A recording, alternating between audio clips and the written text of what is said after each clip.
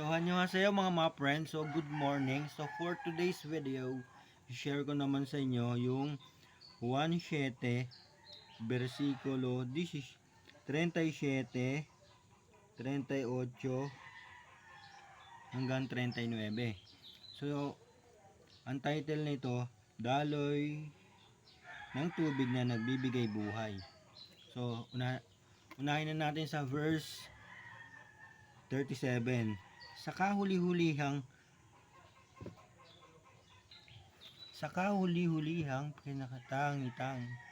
pinakatanging araw ng pista, tumayo si Jesus.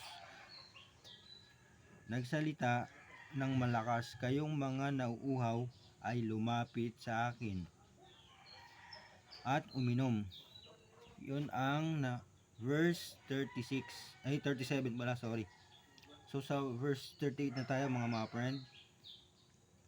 Ang sumasampalataya sa akin ayon sa sinasabi ng kasulatan, mula sa kanyang puso ay dadaloy ang tubig na nagbibigay buhay. Wow, napakagandang mensahe nun mga kaibigan ko.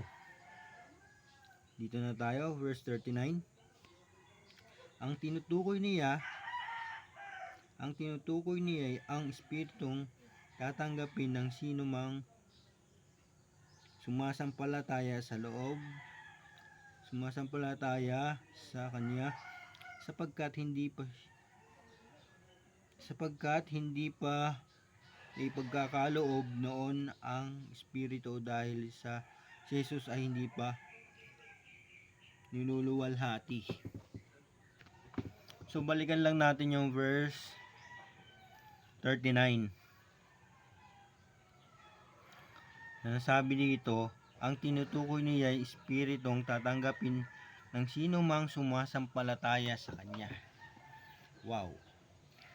Pag sinabing sumasampalataya sa kanya, tayo yon mga kaibigan ko.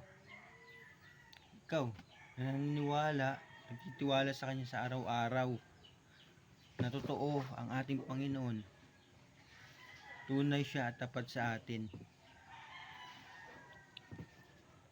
So dito ko na to tatapusin tong video na to mga kaibigan ko. I hope na may natutunan ka. At dalangin ko sa Panginoon na mas i-bless pa yung source of your income at patuloy kanyang pagpalain. Maraming salamat sa panonood at